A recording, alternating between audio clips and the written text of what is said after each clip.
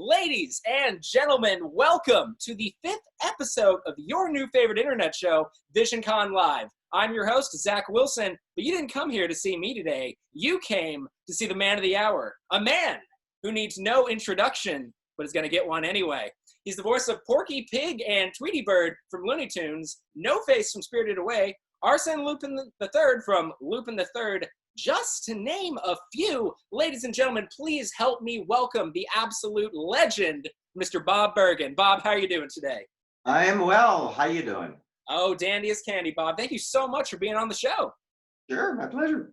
Well, Bob, I really wanted to start off kind of the similar way that I do with all the celebrities I introduce. I would like you to just start us at the beginning. Give us the superhero origin story of Bob Bergen.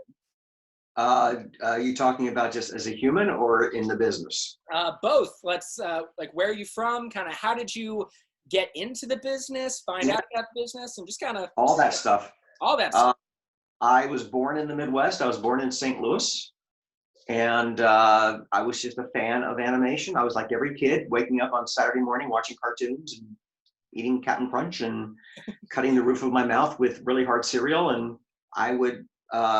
I was enamored with animation, but all things animation. I loved the old Fleischer Popeye cartoons. I loved the Looney Tunes. I loved Bullwinkle. I loved Scooby-Doo. I just loved cartoons. And I had a knack for doing voices. And my mom used to tell a story that it would be Saturday morning. She'd be in the kitchen doing dishes and she'd hear the cartoons in the living room and she'd hear the lines repeated. And she thought that was odd. So she stood behind me and she would hear the line on the TV. Then she would hear the line from me. And she, A, had no idea I was the one doing that. And B, had no idea I could do it. And she said, "How long have you been doing that?" And I said, "I didn't realize I was even doing it." So for me, it started out as just being a fan. And as I got older, I wanted to be Porky Pig. I didn't want to just work in this. I didn't even know there was a business called voiceover or a business called doing voices for cartoons. I wanted to play this one character. So my dad moved the family to LA when I was 14. And not for me to do this, he just took a job here. So I just thought, well, I'm gonna explore this. And I just went through this thing that kids don't know what this is, but it's a thing called a phone book. And it lists phone numbers. And I just called anything in the phone books that said cartoons or animation. That was the yellow pages. And then in the white pages, I found Mel Blanc's phone number. And I've told the story a million times, so you can find a longer version elsewhere. I called him up. I crashed a recording session pretending to be his assistant. I realized he's still doing this and my voice hadn't changed. And I was a kid in 9th grade. And I came home and called Hanna-Barbera and they referred me to a guy named Dawes Butler and I started studying voiceover and I studied acting and I studied improv. A week out of high school, I got my first agent and my first cartoon. And then 5 years later, I was able to make a living at this. It took me about, I would say 9 years from my first class to working actor. So I quit my last day job when I was 23. Wow, 23? So what do you think was your first big breakout role, kind of the one that kind of puts you on the map? I don't think anything ever put me on the map. I think, when you're a voice actor well, first of all, we didn't even know people knew who we were or watched our product until fan conventions. There were no fan conventions when I started out. So I would do something and, my mom liked it, but I didn't know anybody else watched it. If I was on a show that was picked up for another year, I was on a film that I didn't even, who stays for credits? So I didn't even know people enjoyed what I did. I think the first major job I did after getting my first agent was probably the movie Gremlins. I think that was the first big thing that I did. Because it was a Spielberg movie and it was directed by Joe Dante and that was pretty cool. But that was, my goodness, well before I was working as a tour guide at Universal Studios when they did Gremlins, which was filmed on the back, even though it was a Warner Brothers picture, it was filmed on the back lot of Universal. And I used to do gremlin voices on the tram for the guests as they went through there. before the movie came out and after the movie came out. So, I don't know if anybody has like home video of that, but perhaps it's valuable. I don't know. I mean, it's got to be archived somewhere. Somewhere, yeah. I'll check out YouTube. Somewhere. So, do you have any preference? I mean, like all the guests that we've interviewed, I mean, your guys' IMDb pages are so long. I mean, if I took the time to go through each and every one of these characters, we'd be here all day. But, are there any specific roles or characters that you've done that really kind of speak to you? I'm sure I'll go over some of the big ones, throughout this interview, but, just to start off with, are there any ones that just, really have stuck with you over the years? Well, definitely Porky Pig. I mean, that's the reason I got into the business to begin with. And, every time I'm asked to do that character, it's a great day. I think working for anything I've ever done for the Pixar people, because the writing, for me, it's all about the words. And as an actor, if it's a good script, it acts itself. I've done things for studios and projects that most people wouldn't have unless they really read through my IMDb. But there are some jobs I've done that were tiny, minute, a moment in my career that I just thought was amazing. And then there were things I've done that were long term. I was like, it's all right. It was, but certainly anything I've done for the Star Wars universe has been utterly an honor. And I've done quite a bit for the Star Wars universe for various things. Sometimes you get to do when we did the Robot Chicken Star Wars specials, that was a hoot, because we were actually, I don't like to say making fun of, but it was a satire. It was a farce with a beloved franchise that had George Lucas's blessing, which was really, really cool.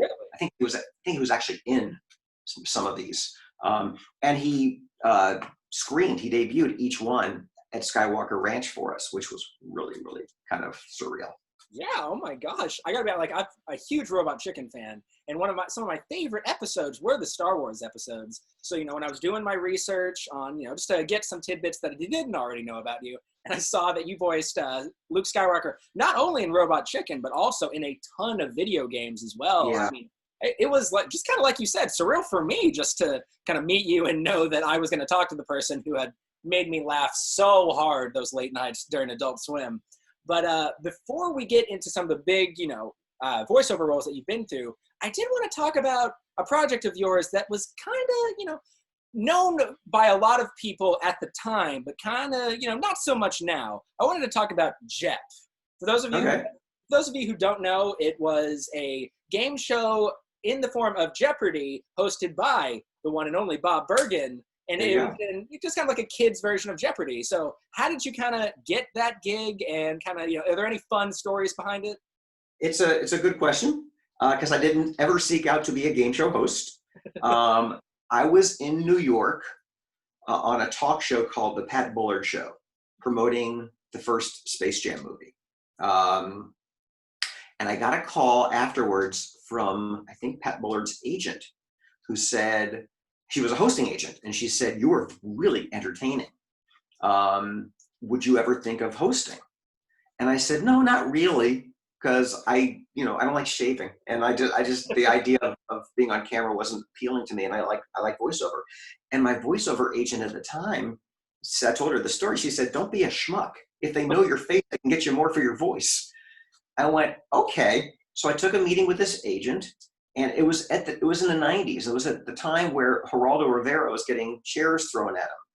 And, it was just the beginning of like the Jerry Springer thing. Mm-hmm. So I said to the agents, look, I don't want to do anything controversial. I don't want to do anything political. I don't want to do anything where people are beating each other up. So if there's anything I'm right for, you think I'm right for, I'll try. And the first audition they sent me on was, I don't know if it was called Jep at the time or if it was just called Junior Jeopardy. It was produced by the same people that did Jeopardy. And I went to the first audition. There were a lot of auditions. I went to the first audition. I think people say to me sometimes, what is the secret of success? One of the secrets of success is don't care. Just go in there, have fun, and don't give a damn. Don't put so much pressure on yourself that you've got to get this. You've got to book this. You've got to make them happy. I went there. I wasn't a jerk. but I didn't care if I got it or not. And I'd watched Jeopardy, but I'd never memorized Jeopardy. So I went to the audition and I just kind of went through the motions and I had fun. And then I got a call back, and then I got another call back, and then I got another call back, and finally I got a screen test. And for the screen test, they had us, I think there were 3 or 4 of us testing for the part. And they had us do a half-hour episode of Jeopardy on the Jeopardy stage. And Johnny Gilbert was the announcer, and they had 3 kids who were, their parents were Sony executives as the contestants. So I walked up to the kids and I said, all right, guys, make me look good. I'll buy you each a car. And one of the categories was famous cartoon characters. So for each clue, I did the voice. And so, like, for instance, one of the clues was, he lives in Jellystone Park and he's smarter than the average bear. Who was Yogi Bear? Very good. And at the end of my screen test, one of the producers came up to me and said, okay, number 1, congratulations, we'd like to hire you. Number 2, have you ever thought of doing voiceover? Because they had no idea what I did. Because in this business, you know, unless they're invested in what you do, they don't know. So, by the way, I ended up buying each of the kids a little Matchbox car. I didn't tell them what kind of car I was going to get them, but I did. That's smart. So the show was fun. The job was fun. We did 5 shows a day.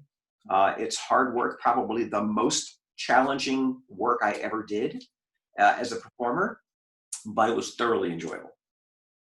So now, okay, now moving on from Jeff, I found that out last night because, you know, I try to do, you know, a bunch of research for these guests. And yeah, I watched a couple shows and it was so fun. And you made it, you know, fun. Even when the kids kind of, you know, messed up or, you know, didn't, you know, win the grand prize, you still made it really fun for them. And, you know, it was very heartwarming in my personal opinion. But moving on from Jeff, I did want to talk about, you know, Arsene Lupin, you know, that has a mass following. The show's been on, or the anime rather, has been an ongoing series, has been reintroduced, reinvented, you know, so on. Are there any kind of fond memories behind doing that character? So funny. I mean, I did that for Streamline. I think Cagliostro was the first one I did, and I think that was Miyazaki's first feature. It was. It was Carl Masek and Jerry Beck, who were 2 of the most delightful people to ever work with because Jerry is a fanboy at heart, loves animation. Carl, I seem to remember I don't think I auditioned for him for anything he hired me for. I think he just called me to come in and work. And at the time, I was really busy. I forget what I was doing, but I might have been at Disney Channel. I don't remember, but I was busy doing some full-time stuff.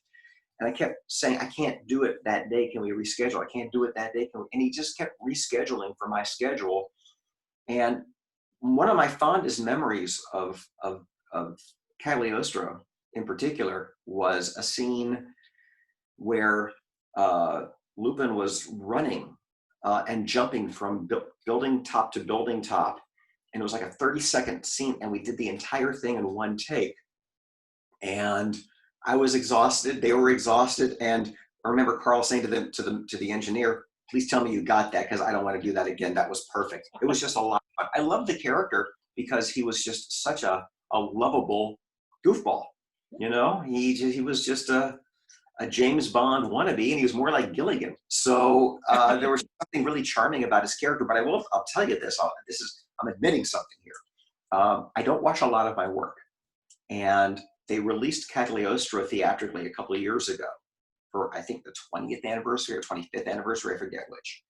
I've been 30. Oh my gosh. And I went to see it in the theater, and people in the theater kind of knew who I was. And I walked in, there was like applause. It was really cool.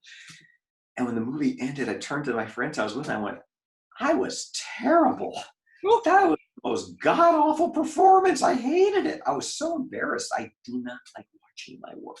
Really? Is there anything kind of where that stems from? Or is it? Yeah, I'm a perfectionist and I'm a control freak. So when you're an actor, once you're done acting, you're not in control of which take they print, how it's edited, how you're directed, etc. So I just I just watched the Looney Tunes cartoon shorts that are on HBO Max. Watched all of those just because I'm just so thrilled to be a part of such a prestigious package for this franchise. But yeah, for the most part, I just kind of don't like to hear myself, especially something I've done a long time ago that I can't go back and fix it. So Sure. I mean, I guess you're your own worst critic, so, and that kind of. pretty much. So yeah. But my joy isn't at the microphone. That's where I really enjoy Sure. this. It's not necessarily sitting in the theater watching the finished product. Yeah, I guess that's fair. Though you did bring up a name a little bit ago that I actually want to use as a perfect segue into our next topic. You talked about Hayao Miyazaki. A lot of you watching will know him as, the creator of Studio Ghibli, and one of his most prestigious films, and my personal favorite movie of all time, is Spirited Away. And ladies and gentlemen, if you guys missed the intro and are watching live on Visioncon's Facebook page, you'll know that Mr. Bob Bergen is none other than the voice of the one and only No Face, one of the main characters. I got mine here. Yeah, I know. I saw it and I was like, ha! Is that the Cole Bank? Yeah, it is. Isn't he cool? Yeah, it's so great. Yeah, I had a lot of coins in them, and I used to carry all my coins in it. But then the bottom, I think it like gets stuck. So it took me like the longest time to get it open. So now I just use it like a decoration. But yeah, No Face from Spirited Away. Again, my favorite movie of all time. Kind of, how did you kind of get that role? How'd you find out about it? And then kind of, any fun things behind it? Yep. I got that role because of somebody named Mickey McGowan, who is a casting director and had hired me for many a Pixar and Disney picture to do. If you guys ever watch the end of an animated feature, you see a bunch of names. It says additional voices. That's the collective us who aren't celebrities voicing the lead, voicing hundreds of other characters throughout the film. And instead of having the credits roll for about 3 hours with all the little incidental voices that we do, we made an agreement years ago with SAG that we will just be lumped under additional voices and leave it at that, just so we have screen credit and we're in the residual pool. So I had done tons of animated features for Disney and Pixar. And Pixar, the good people behind Pixar, produced the English dub of Spirited Away. So Mickey hired me and a bunch of other actors to go to Disney and work on this film. And she had in mind for me to play this little frog. And the little frog, I think, pops up at the beginning of the film. And I voiced him. And the director said, we also want you to play this No-Face character because he doesn't say much throughout much of the film. He just kind of goes, and I said, okay. And they said, but he eats the frog and he morphs into this creature frog-like thing, and then he eats everything and pukes it. So we just think it would be a great that you play both of those characters. So again, I didn't audition for it. I was there. They had me in mind for these characters. And I had a blast. When you work on a film like that, because it's dubbed. Let me back pedal a little bit. Most of the time we record first. Really? So we record the voices first, and then they animate to the soundtrack. When it's anime, obviously we're matching sync, so we're watching the film as we do it. But I'm only watching the parts I'm in. I have no idea what the story is. I have no idea what I'm doing or why. So I will tell you that I had one ad lib in the film. Yeah. It's when No Face is vomiting like furniture and all kinds of like things. And when he was done, there was a moment of dead air. And I just ad libbed, excuse me. I was kind of hoping that would be the ad lib. Yeah. And they kept it. And you never know what they're going to keep until you see the film. So I will be really honest. I went to the cast and crew screening. I took my manager at the time, and we're watching this movie. When it was over, she looked at me and she goes, "Did we do acid tonight?" And I said, "Why?" She goes, "That was the most bizarre thing I've ever seen in my entire life." And I said, "No, I gotta agree with you. And she said, I'm trying to think of how, because she represented me, she's my manager. So a little girl with her parents stop off at a diner, they eat food, they turn into pigs. She goes to a bathhouse for ghosts. I said, yeah, this is it. That's the story. Keep going. Yeah. She goes, and then things happen. I said, yeah, you can sell it like that. There you go. And I would say that, so when I started doing fan conventions and I would sit at the table signing things, and I would have, Looney Tunes and just various, what I thought were popular things. And people would come up to me, do you have anything with No Face? Do you have anything with Lupin? Do you have anything with, like, oh, I guess I need to, there are fans of this stuff. So, I mean, I can't tell you how many tattoos I've seen of No Face that I've signed. Really? So, on various places of all kinds of shapes and sizes. Oh, and can I tell you a Comic-Con No Face story? Absolutely. So I'm at San Diego Comic-Con, and there's a giant No Face walking towards me. I'm like, well, this is cool. So he leans down and he says, can I take a picture with my mouth on your head? I said, sure.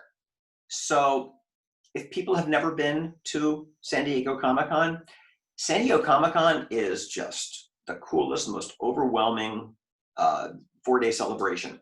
But each day smells a little bit worse. I'm just saying, okay, latex does not breathe, and sometimes people don't change.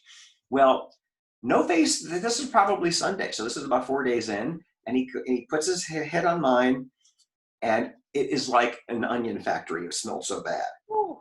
But I didn't want to let on, didn't want to be, make him hurt his feelings, and so we took our picture. He got stuck. No. And he couldn't lift off, and he's dripping on me. And he's apologizing, and I'm like, oh, don't worry about it, it's fine. I just didn't want to hurt his feelings, but we finally escaped, and I had to get to a panel. I ran to my hotel room, showered, changed, it said really fast because I didn't want people to think it was me. But he felt so bad, and I felt bad that he felt bad, but I never saw the picture. Hey, if you're watching right now, send me the picture. Really? Oh my God. I mean, yeah, that poor guy. I mean, obviously he didn't mean to, but. No, he totally didn't mean to at all. I've seen some pretty great No-Face cosplays. Like, for instance, for Visioncon last year, I wasn't able to take as many pictures with cosplayers that I saw because they were really great, but I had to run, from interview to interview. But there was one I made special note to take a picture with, and it was a cosplayer of No-Face. So if you're watching this one from the Midwest, please hit us up because, I love your work. You did a great job. But I know it's funny that your manager kind of said that because, obviously, Spirited Away, my favorite movie of all time, and I've been watching it ever since, I was a wee lad. So, when I was little, my parents said, and yeah, they essentially kind of said the same thing that your manager did. So I thought that was and we were driving home, and I said, but you know what? Back in the 40s, people said the same thing about Fantasia. That it was just some psychedelic, doesn't make sense, beautiful to watch. Listen. What blows me away about Spirited Away is it's not computer animation. It is all hand drawn. And I've been to some animation conventions where I have a Lupin III cell. I'm dying for a Spirited Away cell. That would be cool. That would be sick. I know. Hayao Miyazaki, so much respect for the man. I mean, I'm pretty sure he's fueled by only cigarettes and coffee, but and an incredible imagination. Oh my God, I can't even imagine. You could lock me in a room for an entire year and I couldn't come up with anything that, is even reminiscent of that man. Yeah. But I did want to talk about now, obviously those are all been big roles. You have a long history throughout your entire work in the business, of great characters. But of course, I would be remiss if we did not talk about, of course, Porky Pig and Tweety Bird. So how did you get that role? How much does that role mean to you, being arguably one of your more popular roles? Well, it's the reason I got into the business in the first place. In fact, I was a working actor. I was, on lots of animated programs and lots of commercials and whatever.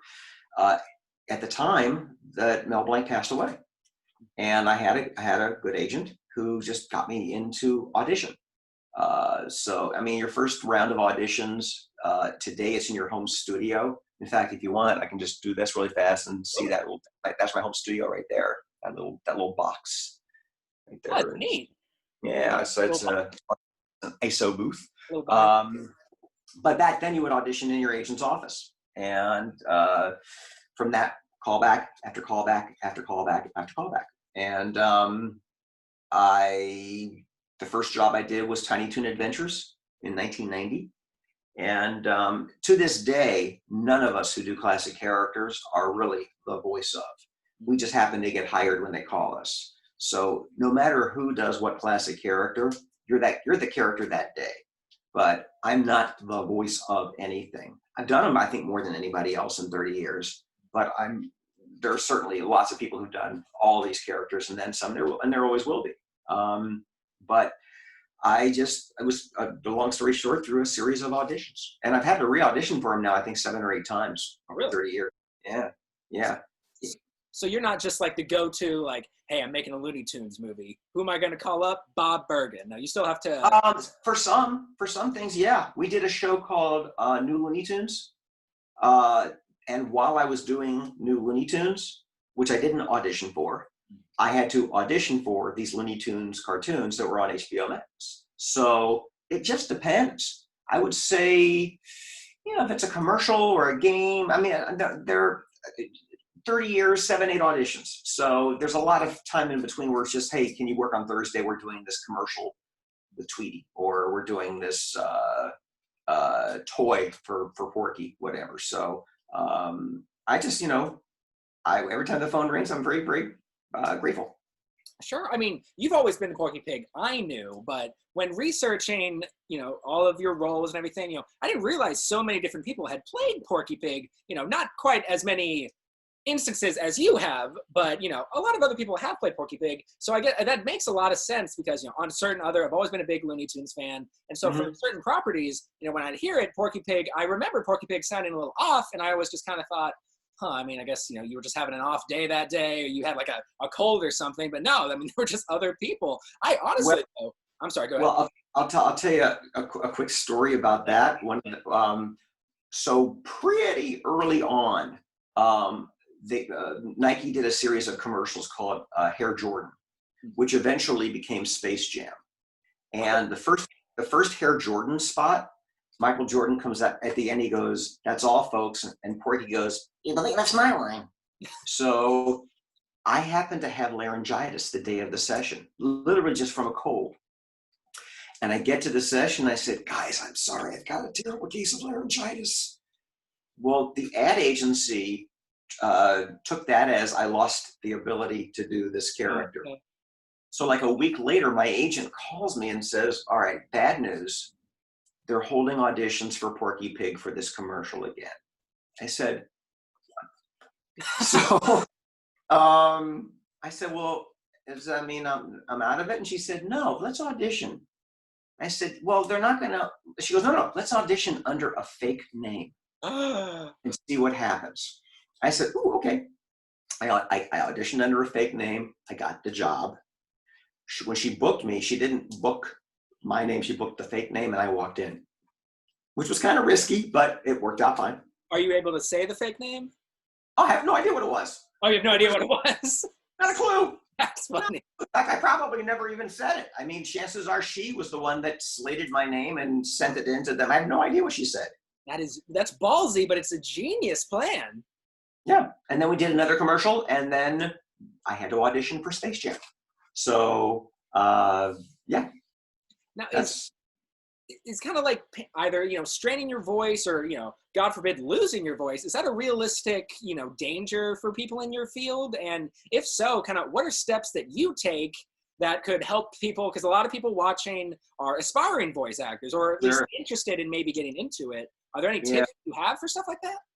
Yeah. I mean, I don't know if this is necessarily tips for everybody, but this is what I do. First of all, I won't do anything that hurts. Okay. If I have an audition and the voice hurts, then I won't do it. I'll just stop. And there is a difference between pain and strain. For instance, games, I turn down 9 out of 10 game auditions because they're screaming. You know, there are certain companies I'll do, even if it's screaming, because they've been so good to me in my career. You know, the nice people at Lucas, I would do anything for them. So if they need Luke to scream, no, I'll do it. I'll happily do it. But you know, I don't do a lot of talking on the phone. If it's a throaty session, for instance, new Looney Tunes, I played this character named Gabby Goat, who popped up in the early Looney Tunes, and they decided to bring him back for this. And Gabby Goat talks like this. Ooh. It doesn't hurt that much, but if I do it for a really long time, it's going to start to feel. So I was doing one day Gabby Goat, Tweety, and Porky for new Looney Tunes, and we recorded Gabby first. And after Gabby, Tweety sounded like he drank scotch and smoked cigarettes. So I said, okay, I have a request. Can we save Gabby to the end? If this happens again, the director's like, oh, absolutely, no problem. So baby your voice. Don't do anything that hurts. It's more professional at an audition if it starts to hurt to speak up about it, because God forbid you book it. And what happens if it's 26 episodes and each script is 30, 40 pages, and by page 5 of the first episode, you lose your voice because the character is too throaty. I think my buddy Maurice LaMarche, when he did Yosemite Sam, requested to do them on Fridays. Mel Blanc requested to do them on Fridays, and I wouldn't even audition for him. And I can't even do them that well, but my name's Yosemite Sam. And just that one little moment of saying that, I can feel my vocal cords saying, please stop doing that. Yeah, it just sounds like it hurts. I mean, it's a great voice, but I mean, the amount of dexterity you need to, you know, keep it for so long. I mean, I can't even. Yeah. But is there, you actually brought up something that I kind of want to explore a little bit. And I know this might be a case-by-case basis, but when you are recording for a show, do they usually just kind of record a lot of episodes, you know, in one time, or do they space it out more?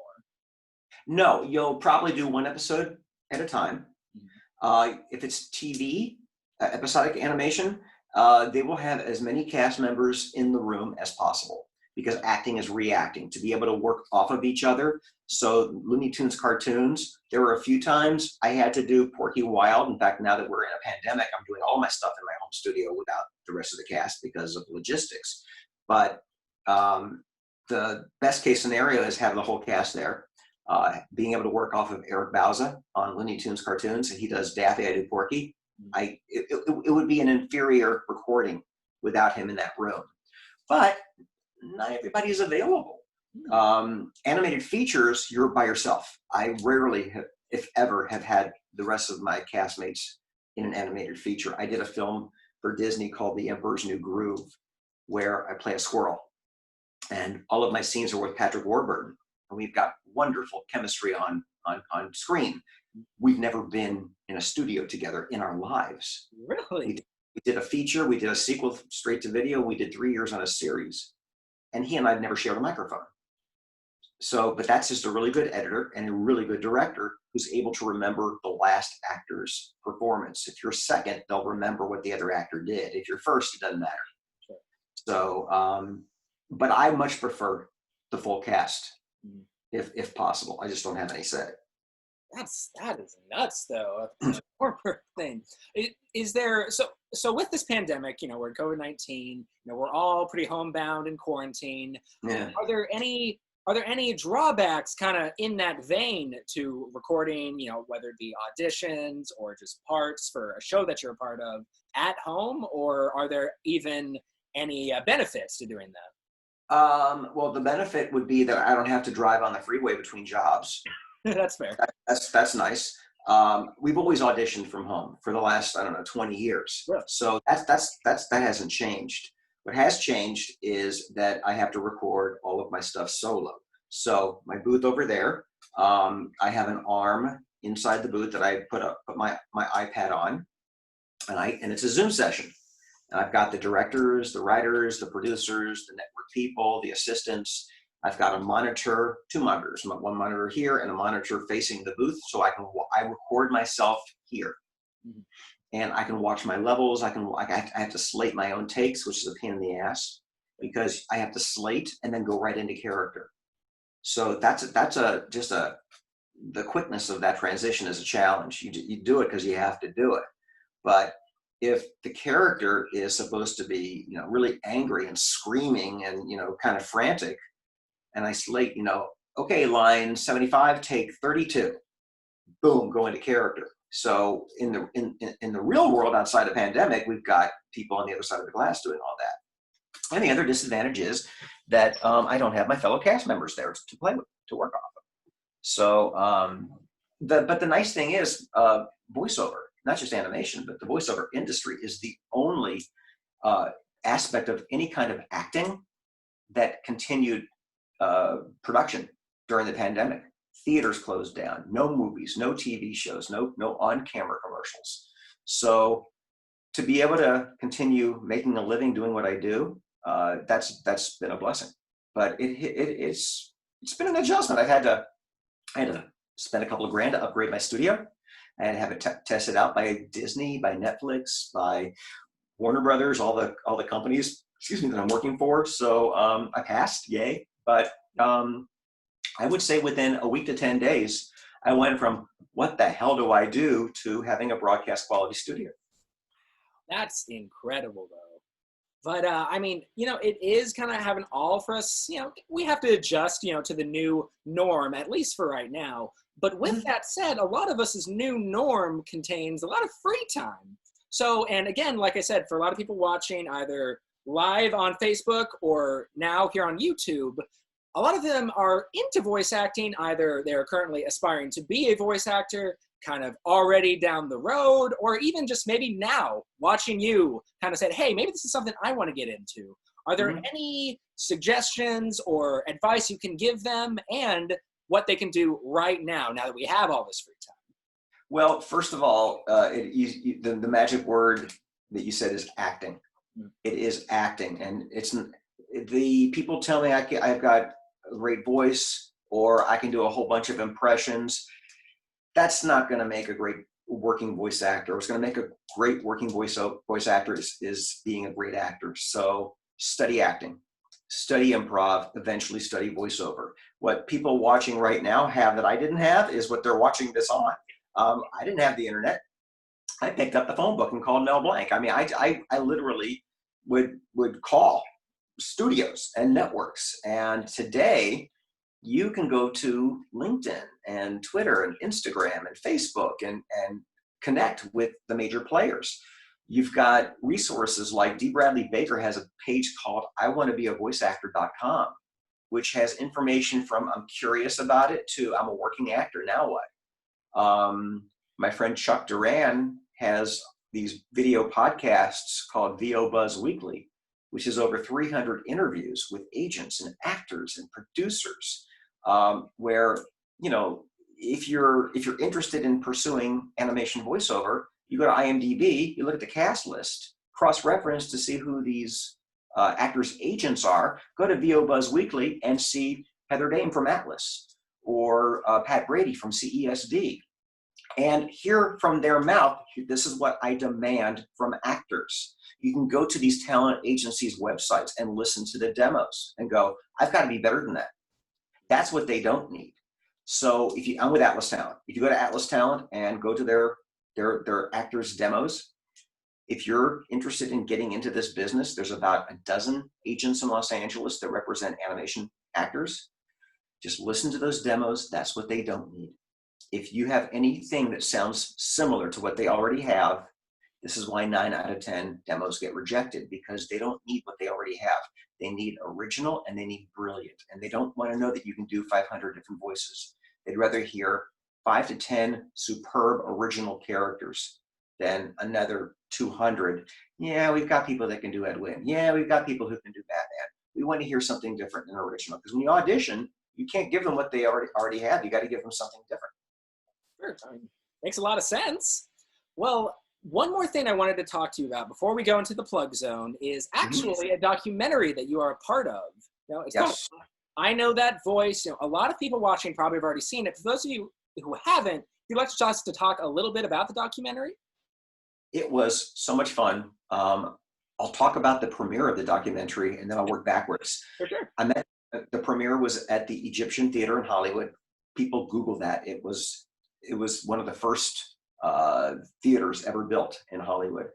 And it was attended by everybody from June Foray to our agents to everybody I work with.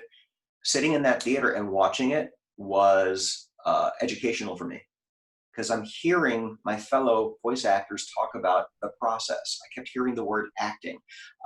Andrea Romano, who is a casting / voice director legend, talking about working with Janet Waldo, and Janet Waldo was in the movie.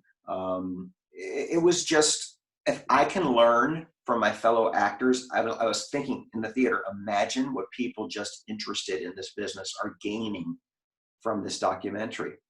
I think they taped me for a few hours, and I think I'm actually in it for under 2 minutes. So there's a lot of footage out there, additional footage.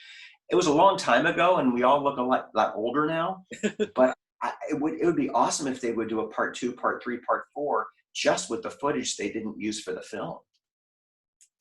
I mean, that kind of astounds me, because, you, Bob Bergen, are just, in my eyes anyway, one of the biggest voice actors around, and just someone that we can obviously all turn to, just kind of give us all just the rundown with you being in the business for so long. But, I do highly recommend you guys all checking out the documentary. It's absolutely fantastic.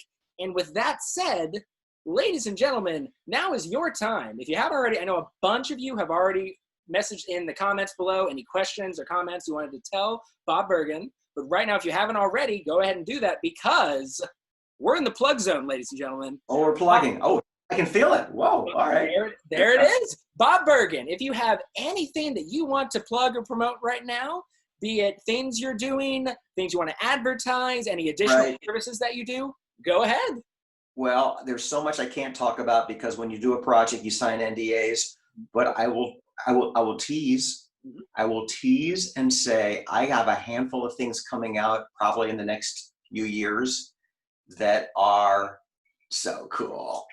That I'm just, sometimes it's just a job, it pays the bills. That was okay. And then sometimes it's like, this is really cool. So I can think right now of about 4 or 5 things that I can't talk about from various platforms, various universes, but really, really cool. And Looney Tunes cartoon shorts on HBO Max. Just so dang proud of that. We're still recording them. We've been working on this for 2 years, and we're still spewing them out. So we've got years worth of product out there. And I usually teach animation voiceover, but I can't right now because of the pandemic. My Los Angeles class has a 4-year wait list and just got longer because of this. And I haven't got a weekend class booked because I can't. But if people are interested in having me come to their city to teach, email me, bob@bobbergen.com, or follow me on Instagram, bergen.bob. I can't promise everything because I need a full class, 15 people who are interested.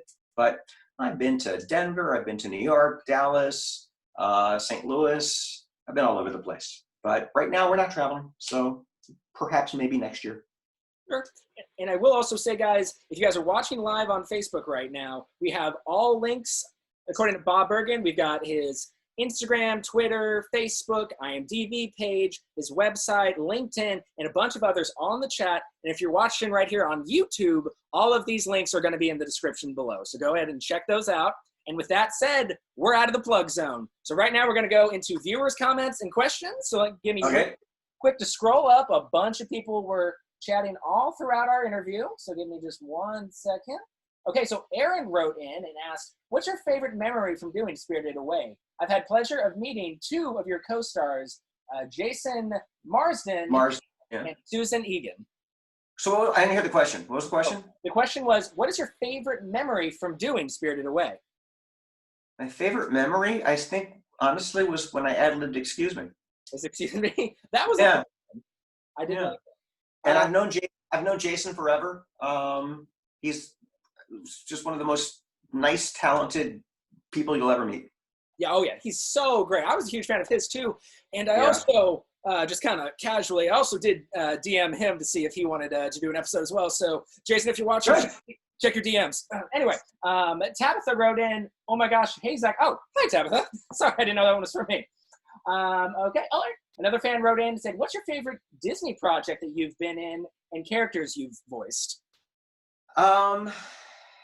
Probably the Emperor's New Groove franchise and Bucky the Squirrel, just because there's no dialogue. Patrick Warburton, who plays Kronk, speaks squirrel, and he'll say squeak, squeak, and squeak, squeak, and Bucky will just chatter. And the way I would do that is I would read his translation in squirrel. So if Kronk's lines are, he said that down an old dusty road there's a witch, don't go in there. So I'd be reading down an old dusty road there's a witch, don't go in there, like a squirrel. That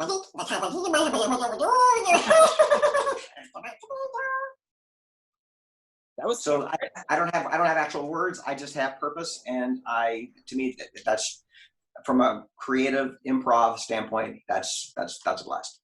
Oh my God! All right, let me scroll up. All right, a lot of people said that they loved Tiny Toons as kids. Cool. So a lot of them giving credit for that, right? Someone wrote in and said, who's your favorite Looney Tune? Porky Pig. Is there any other? I was about to say, but besides the ones you've voiced, how about that? Okay. That question. I mean, I'm. You know who I like? I like the one-offs. I was a huge Pete Puma fan. I don't know if you know who Pete Puma is, but he did. He did one classic short. He was voiced by Stan Freberg. He got a really big underbite, and he would go. That was a fun one. I loved the one with the two hillbillies with Bugs Bunny. See, I like those little one-off characters. I love the Gremlin. There was a Bugs Bunny cartoon where there's a little gremlin and these blockbuster bombs don't go off until you hit them just right. I mean, those are some of my favorite characters because, until TV, people never saw them again. Well, now everybody sees them. Yeah. But, this is an interesting one. Someone wrote in and asked, is there an avenue of voice acting, such kind of VO work, that you haven't gone down but want to? No, but there are avenues I haven't gone down because I don't want. Ooh, okay. This seems fun. That would be audiobooks. Really? Is there any reason why? I'd rather sit and watch a grapefruit grow than sit and read a book I wouldn't read for enjoyment. Audiobooks, I love them. I listen to them. I have nothing but admiration for people that, and if he's watching, Scott Brick, you were awesome on CBS Sunday Morning last week. They did a whole segment on audiobooks, and Scott Brick is the god amongst gods of audiobook narrators. And I have friends who love doing them, but it is not something that I would enjoy doing, and they don't pay you for the time to do it. They pay you for the finished edited hour, and you've got to do your own editing. So that's just not something creatively that would fulfill me. But I know people that wake up every day going, I would love to do an audiobook. Not me. No, not you. I feel you. Yeah. Okay, Marissa wrote in and asked, she's not an aspiring voice actor, but she does have a leadership role in a few organizations. So what ways would you advise her and everybody watching that she could work on to having a better speaking voice to captivate an audience and make her more enjoyable to listen to? I would say the answer, hang on one second, that's my doorbell. I have my volume down. I would say speak. Take improv classes. Improv is the best training anybody can do for acting, for voiceover, for public speaking, for nerves, etc. But just read out loud, anywhere, anytime, any place. I touched upon this a little bit earlier. Some people don't do well speaking because they're nervous. You can't care. If you don't care what they think, you're not going to be nervous. That doesn't mean be cocky. It means just go out there and whether it's an audition or speaking at a charity, you're out there just to really enjoy yourself. I always think of myself when I'm acting as a party host. I don't really care if you don't like what I'm serving. I'm going to have a blast serving it. If it's not your cup of tea, so be it. But trust me, I'm there to have a good time. So don't be nervous. and don't put the pressure on yourself to have everyone love what you do, because they're not gonna. Sure. And that actually kind of perfect segues into the final question that I'll ask for this interview before we wrap things up. Someone wrote in and asked, how do you deal with rejection, especially in a series of work that rejection is just kind of a necessary and common evil that you face? Kind of, how do you, Bob Bergen, face that evil? It's a great question, and here's the thing. I don't go into an audition expecting to book it. My joy is at the microphone. I have the exact same fun creatively at an audition as I would at a job. If you book it, it's icing on the cake. If you look at the statistics, odds are you're not going to book it. And when you do, hey, that's great. And work begets work. So you might audition, 200-300 times for the same person and not book it. Not because what you're doing is bad. It's not rejection. You weren't rejected. You weren't selected. And there's a lot of reasons why a great audition doesn't get the job. Perhaps they wanted a celebrity. Perhaps they've never worked with you and they don't want to take a chance on somebody new. Perhaps they've worked with you a lot and they don't want the same old, same old. They want something different. But today's audition is an insurance policy for another one. They don't tell you why you didn't get it. They only actually contact you if you get it. But you don't even hear a word when you don't get it. So if you go in there without the expectation to get a job, you won't feel rejected. Because when my agent calls me up and says, you're working next Thursday on so-and-so, my first question to her is, did I audition for that? If I did, I have the file in my computer. I can go back and take a listen. But once I'm done auditioning, it's out of my head. I have no recollection of it because I audition for anywhere from 5 to 25 things a day. So there's no way I am going to remember all that, but also you will drive yourself crazy with anxiety if you hold on to every audition. Now, of course, there are some big projects that, it's down between you and somebody else, and somebody else gets it, and you're like, that's a bummer. For the most part, you just, that's a bummer, and then move on. And then sometimes you're like, but, don't hold on to that because there's nothing you can do about it. Honestly, I mean, your advice being, the not caring so much thing, I'm actually going to personally take to heart because that's a great piece of advice in my opinion. But with that said, ladies and gentlemen, this has been episode 5 of Visioncon Live. Thank you guys so much for tuning in. Real quick, don't forget to join us Monday, June 8th at 9 p.m. Central Time for my interview with Dave B. Mitchell. And then June 9th with my interview at 3 p.m. Central Time with voice actor Derek Stephen Prince. But until then, ladies and gentlemen. Yeah, who, by the way, and he took my class. Did he really, Derek? Well, I just know him as Stephen, but that's okay. That's funny. Yeah, he took my class 107 years ago. Oh my gosh. Well, I mean, it would explain why he's so successful now. And I'll be sure I'll be sure to bring that up during our interview. But actually, okay, I'll give you actually something real quick before we sign off. It's interesting you say that because when I was messaging him, he was a little bit on the fence, just because, like you. Tell him I did that. Just tell him I did this. See, there it is. There it is, though. Because, he was a little bit on the fence at first because, just like you, always busy, one of the most famous voice actors around. But so he asked, what were some of the people that have been doing this? And I listed off the names, and yours was one of them. And he said, Zach, you had me at Bob Bergen. And I was like, I'm not even kidding. But anyway, ladies and gentlemen, this has been the 5th episode of Visioncon Live. Bob, is there any last words you want to say before we head off? That's all, folks. Ladies and gentlemen, you guys stay safe out there.